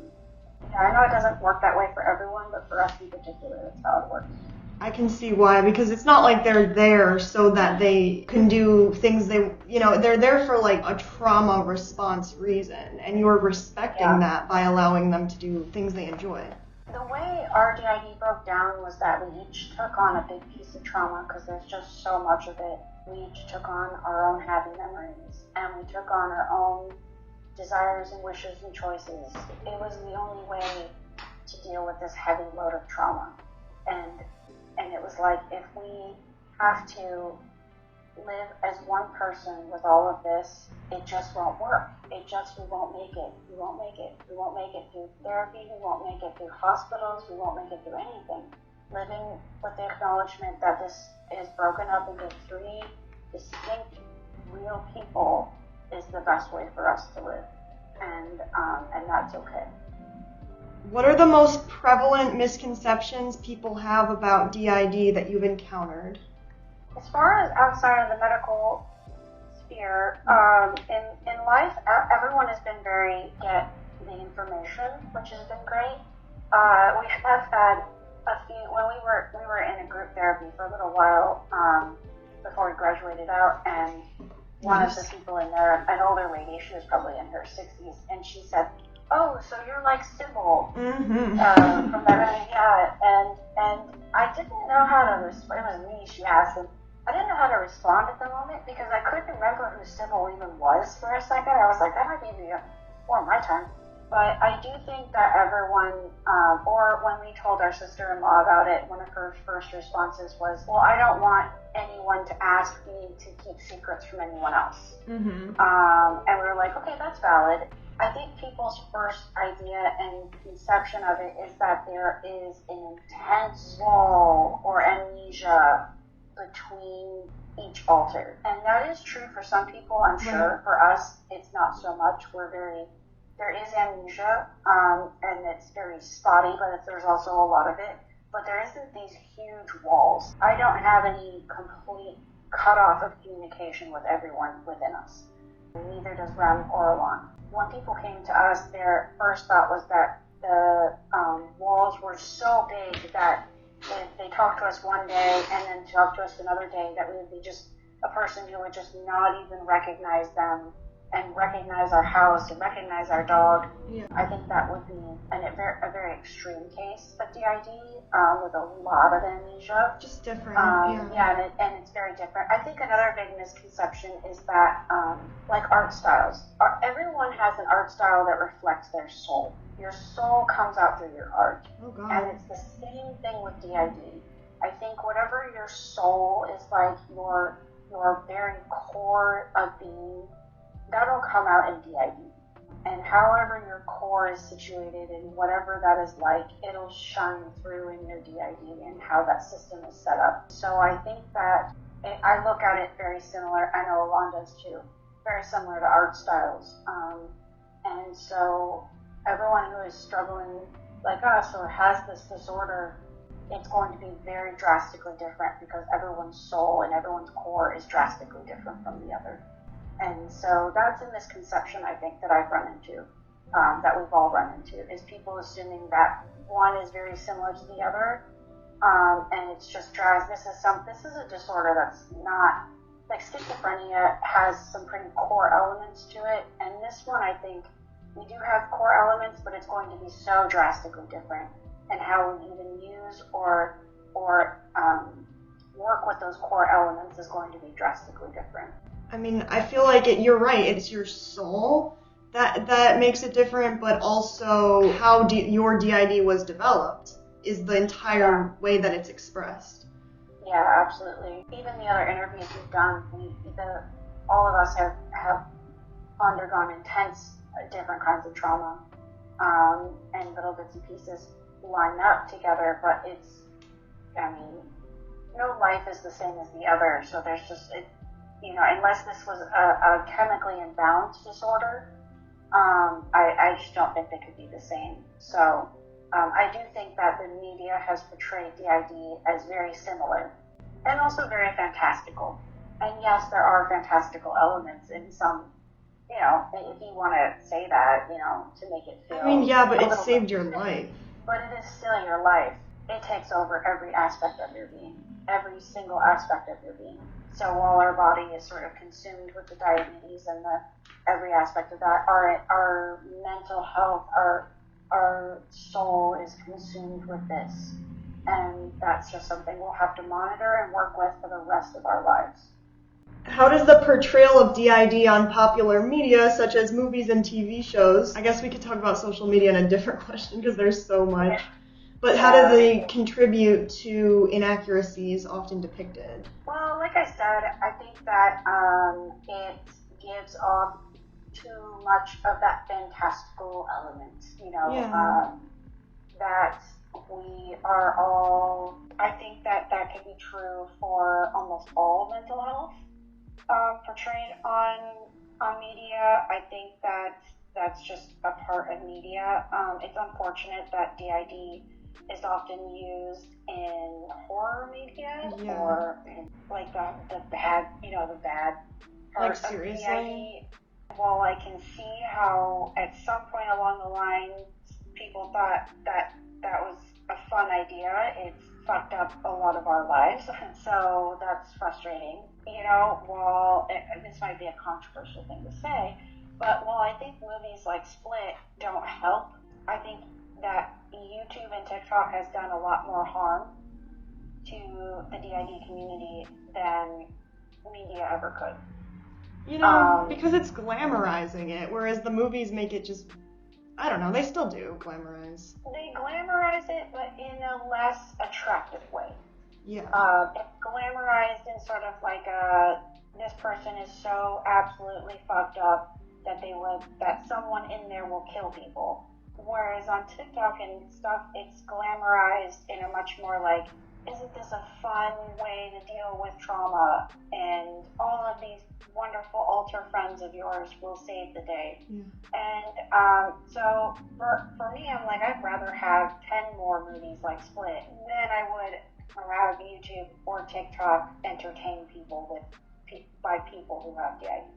There's actually been some media that we found that was really helpful.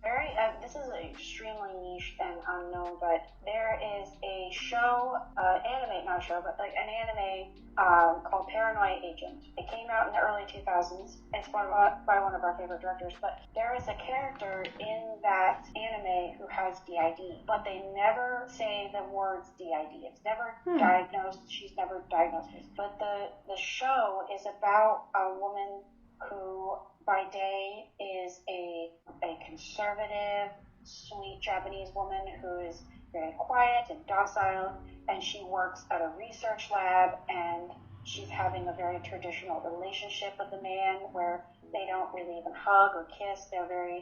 They just have a quiet relationship.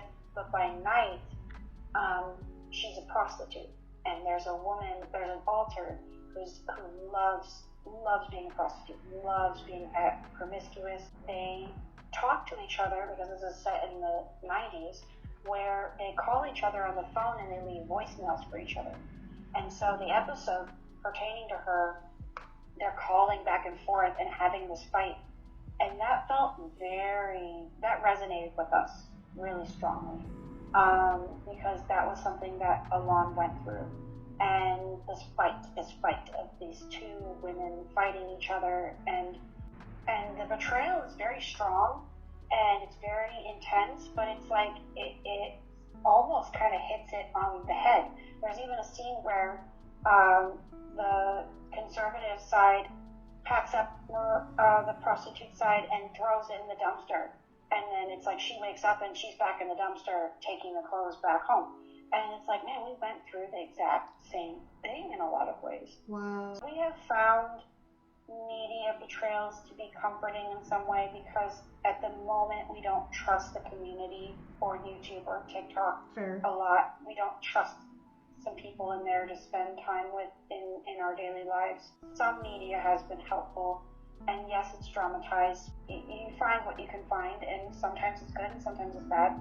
I was a big fan of Split when it came out, to be honest, long before we knew we had DID. And that was because we were a big fan of the trilogy, not because of Split the movie. It wasn't like, the movie itself is really fun and well done, but it's also sort of like, it is frustrating that that's people's first thought when they think of DID. But then again, it's also, I can find the good in it, where it's like, well, people at least have an opening. So when I say we've been diagnosed with DID, we have DID, their first thought is blank, or TikTok. They think of a movie. And so you can kind of fight those stigmas a little bit and the misconceptions. What are your thoughts on how DID is portrayed on social media? Not my favorite thing. Not our favorite thing. Okay. It's devastating. It's hurtful. This is really extreme to say, but it was a contributing factor to almost losing our life. And that is an extreme thing to say, I recognize that, but we're just devastated to find that we could not trust anyone in our community. Lack of trust is the one reason why we developed this disorder to begin with. Yeah. So finding that we couldn't even trust the people like us, or who say they're like us, it was devastating. We desperately wish that there's been a few YouTube channels that we really like yours and others, but we desperately wish that some of them had never come around, or had treated this diagnosis far less glamorizing and far less entertainment value. And it kind of feels as if they shelled out our disorder for money, that they abandoned the community for their own gain, that they have created a monster in a way that can't be tamed and can't be put down. And yes, I feel sad for us, but I also feel really sad for the children who have been robbed of their ability to process their own issues and trauma without forcing something upon themselves that's not even happening. We can understand the temptation and the glamorizing and the feeling that you are something special, but you're something special without having this disorder. You're special if you're queer, you're special for just being you, you're special for putting yourself out there on the internet in all sorts of fun ways. But putting yourself out there for a disorder like this, it robs you of your own specialness, and it robs you of your own chance to grow up in a healthy way, I think. Absolutely, it's maladaptive. It is, yeah. We feel sad for anyone who grows up with the embarrassment of it. It's a really disheartening, just devastating. Yeah, the best way to put it. I feel so sad because, like, after going through all of that, now you don't even have a safe place to turn to online. Certainly don't want to discredit everyone in the community Right, or exactly. everyone online. I absolutely am not going to say, like, that everyone I encounter is faking. Absolutely. That everyone we meet is untrustworthy. But we are so raw and so wounded in our own trauma that has nothing to do with this, that it's not something that we can risk to get involved with someone who may later on say, hey, this may not be this may not be me. Or to get involved with someone on YouTube who is a creator who may then later come out with a video saying, hey, oopsies. You know, and that's too much. And it's sort of like a protective force in us. I don't want to indulge in that at all. So, yeah. What is your opinion on the misconception that DID is a rare or made-up disorder? With the state of things online, we can understand the made-up part, unfortunately. But that is really frustrating that that's even part of the journey, is having to be sort of double questioned by medical professionals. That's a big bummer. That's a big bummer. And that's a new thing that we never had to deal with before.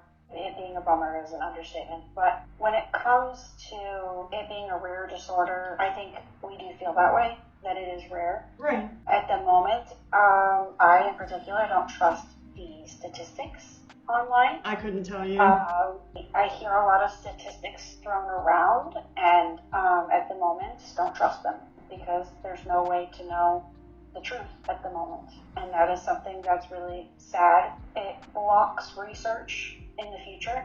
It blocks therapists having a way of, how to say it, like, figure out better therapy for people like us, people with this disorder, because they are running into a wall in a way where it's hard to, you do need to treat people with DID and people with fictitious DID differently. And that's okay, but until we sort of get through the uncomfortableness of that acknowledgement, it's sort of in a rough spot right now. I, in particular, would definitely agree that it's a rare disorder.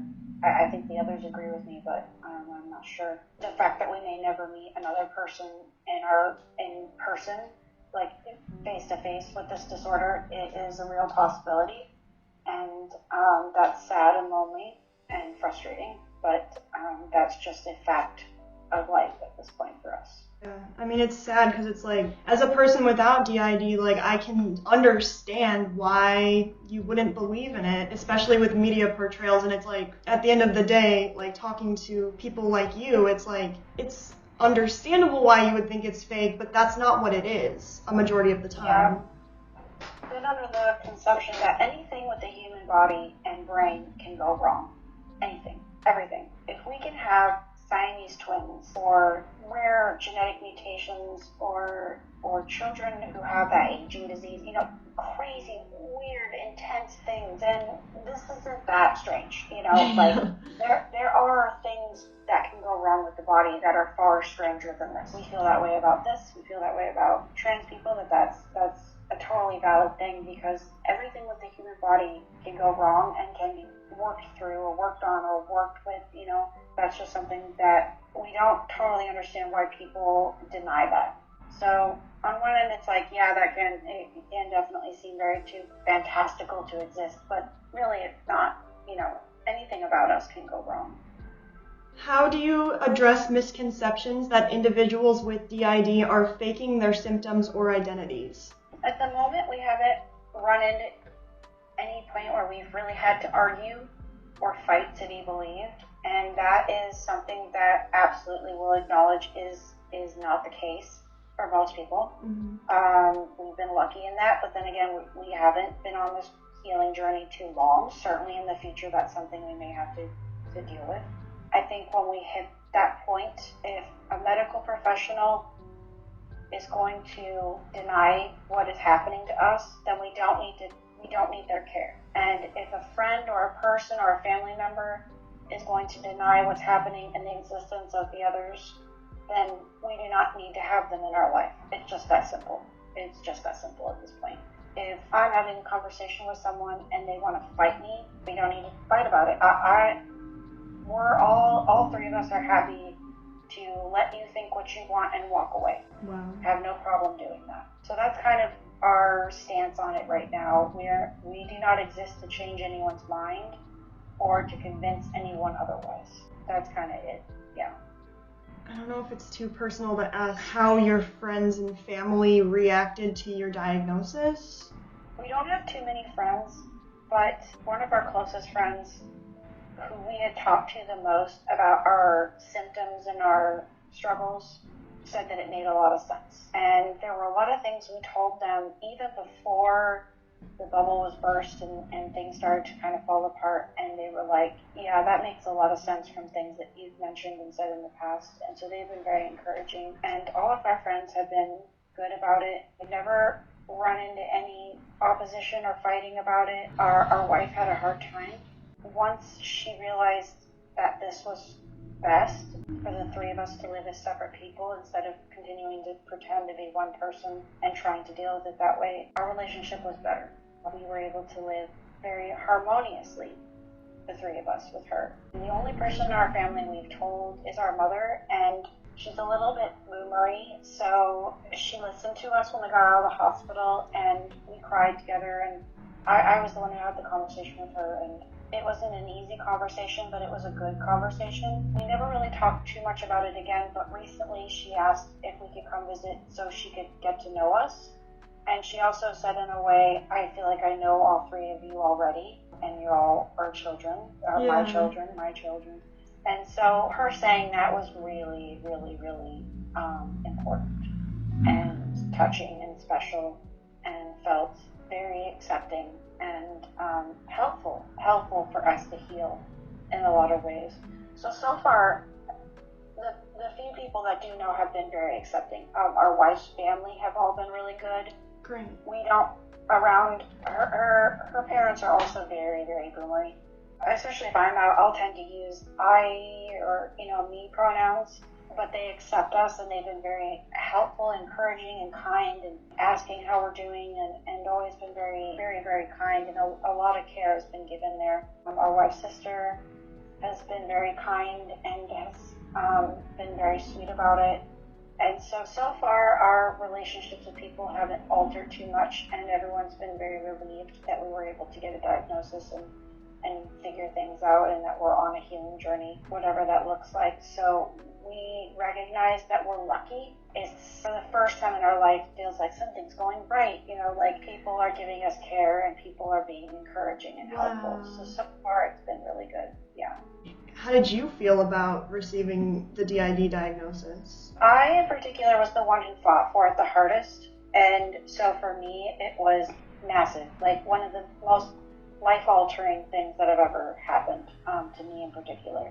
It was much needed to feel confirmation that the loss of life, in a lot of ways, the loss of years, the loss of choices, the loss of trauma, but also the few moments I've had out of just me, that voice in the back of my head telling me, like, hey, I'm not that comfortable with what you're doing. It just suddenly made a lot of sense. I'm sort of the one who takes a lot of the control with us. It gave me a lot of, I think the biggest thing was it was freeing. It was freeing because I realized I don't need to go dormant anymore. And if something traumatic happens, I can stay out and I can live life. And it gave me the rest of my life in a big way. It gave me the power to live the rest of my life as an individual. And that's a gift that I will always cherish. Can you explain the concept of switching in DID and how it differs from acting or pretending to be a different identity?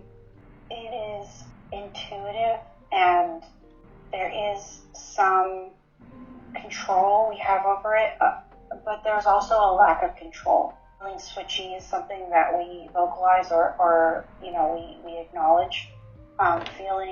There's a feeling that sets in the body almost that says, or mentally, there gets to be a point where we get tired. One of us can't stay out forever, and we begin to get tired. Switching for us is an ability to give our very, very, very traumatized brain a rest. It allows us to take on the moment as in a fresh slate, in a way. If REM gets anxious or overwhelmed, or something happens and they can't deal with it, or a little argument starts, or something is disappointing, I am not as invested in that moment. In that moment, I am not anxious. I am a bit more in control of my emotions, and so switching allows me to take over, and it gives our body and our brain a rest. And there are differences in our voice, our manner of speaking, our thought process, and our choices and our emotions, and it comes completely naturally. I have never once, none of us have ever decided in that moment to be any other way than who we are. And I think that's a big way to tell the difference, because we've just never chosen anything. We've never chosen any of this. There have been times when we've switched out and suddenly maybe I am feeling a little frustrated. I'm frustrated with the anxiety that the body is feeling. I don't choose that. I'm not suddenly a superhero because I've come out in a trying time. I am human is just as much as the other two are human, and so the fact that everything comes very intuitively and naturally is very telling, I think. Yeah. And that's just simply the way it is, and it's a coping mechanism that we have to deal with for the rest of our life. It is simply the way it needs to be, and we cannot fight it or force it. I think even if one of us at this point tried to pretend to be the other one, it just it wouldn't feel right, and it wouldn't work. And that's just how it is. So that's kind of how I think it would feel very embarrassing a little bit. Exhausting. But I don't know. Exhausting. Yeah, exhausting. That's a good way to say it. It's exhausting just to do this now, but to force it in that way would be way too much on top of trauma. Yeah, there would be no way to process trauma, because I would be so exhausted by what's going on in the moment, and trying to be a certain way that I'm not. Yeah. What efforts have you made to educate others about DID and correcting misconceptions? And we all think that this video and this interview... This could be a little helpful. How we're doing it. Yep, this is how we're doing it. Great. We won't really be part of the community. It's unsafe for us at this moment, so this is our way of contributing. Sure. And our way of telling our story and hopefully educating in some way without actually reaching out to others like us. This is our one thing. So that's kind of how we're doing it. At the moment, we haven't done much education. We tried a little bit on Reddit. I tried on Reddit, but I just couldn't feel safe. So this is what we're doing. And this is a safer way to do it. Do you have any advice for individuals who want to be more supportive and informed allies? Our biggest advice would be to walk into any conversation without any conceptions at all. Except for a very loose thought process of maybe like what DID looks like in the media to you, like maybe you watched Split a couple years ago and you have a loose idea of what switching looks like. I think that it's okay to walk into a conversation with that idea loose in your head. That should be a very loose thing. That should be a very open-ended process. You should realize that everyone's DID is going to look so drastically different that you have to listen to what's being told to you and sort of accept it. And at this point, I would say, in a way, to accept it with a little bit of a little grain of salt, just in case. I hate to say that, but I think that it's okay to walk in with a little grain of salt added into that conversation and give it time to let your instincts tell you whether or not you should encourage or if you should sort of withhold that encouragement, just in case that person maybe is down the wrong path in their journey with being fictitious or not. But the best way to go about it is to just be encouraging. If that person seems like they need to make light of it, make light of it. If they need it to be very serious, be serious. And that's okay. Like, that's good. It's good to go with walk into it with a rigid sense of like, whoa, whoa, whoa, this is a big fucking deal, and you should be careful with how you talk about this. I think that can add too much of a rigid feeling that can kind of compress the other person a little bit. So that's kind of my advice a little bit, is walk into it with a loose idea of how it is and let that person be who they are, no matter what that looks in the moment, and to have a little grain of salt. And that's kind of what I would say. Yeah. Is it inappropriate to ask who's out? Right now it's Eden. It's me. It's Eden. I like to spell my name E-D-A-N, although the phone likes to change it all the time, but that's okay. Yeah. Like, what if it's someone you don't even... I'm sorry. What if it's someone you don't even know? Like, so, is it offensive to you, or is it fine? For them to ask, or... No, for us, not particularly. It's almost nice to be asked questions in conversations. We like to be asked questions. We like to answer questions. We like to have a lot of dialogue. So, like, this is really fun. We like to not educate, but just like to have conversations. We don't put ourselves out there on the internet really at all. So it's rare that we get to have conversations like this. And so if we were in person with someone and they asked, like, who's out or what's going on, I'd be happy to answer. And in fact, we wish people, our wife asks all the time. But besides that, we don't get asked a lot, so it'd be nice if other people asked. Yeah, for sure, it would be nice. For us, it's just a way of acknowledging that there are other people in the room and in the conversation, and that those people have their own life and their own personality, and that's okay. I like that. Yeah, we all like that. Have you ever had to deal with system responsibility and dealing with an action of another part? Definitely in the past. It's a little late to go back over that. The only thing we've really had to, or at least I in particular have had to take responsibility for, was the tattooing, because that was something I think I took advantage of in the moment without, I didn't know, but I should have listened to my own personal instincts and listened to the other voices telling me, hey, I'm not comfortable. And not thinking like, oh, that's just me being a pussy, like I don't want to tattoo my face. So that was the number one system responsibility thing that I had to do, was to apologize and ask for forgiveness, that I would use our body in such a way, and that there are repercussions of that, and acknowledge. There's some other more private things that we've had to discuss. Overall, at the moment, hold each other pretty accountable, and if there's ever any system responsibility, a lot of it's really small, like maybe Ram has been a little too overbearing over our wife, or done something in our family that, in Alice's family that's like uncomfortable, and so we have to come back and be like, come on now, But overall, we are on the same page mostly, and so that's good. Maybe that'll change in the future, but at the moment, that was a big life lesson for all of us, was the face tattoo and the tattooing in general. Yeah. Do you have any advice for people who might be self-diagnosing themselves with DID? We recognize that the medical system in the U.S., and I'll talk about the U.S. because I don't know anything else outside of that, is fucked up. And that it is hard to get a diagnosis. We highly encourage it to try. Don't let self-diagnosis hold you back from seeking treatment. Yeah. Because this disorder 100% requires treatment.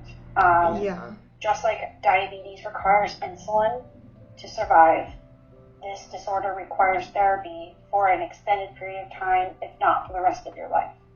And you need to acknowledge that along with your self-diagnosing. And don't let your self-diagnosis and don't let the internet make you feel so comfortable in yourself that you won't seek treatment. Because the symptoms and the pain won't go away. It might get worse. It might end up in life-ruining decisions or life-ending decisions. And so our number one advice is continue to seek treatment, even if that is hard and requires time and money. Mm-hmm. Our therapy is not free right now, and it sucks up a lot of resources, but it is important. And even if you have others or alters that are telling you that it's not the way to go, you've got to fight through it. Someone in the system or inside of you needs to fight through that, and don't let anyone on the internet tell you otherwise. So that would be my biggest advice, yeah, for sure. I've heard from people who say that they're not professionally diagnosed, but their therapists may suggest it.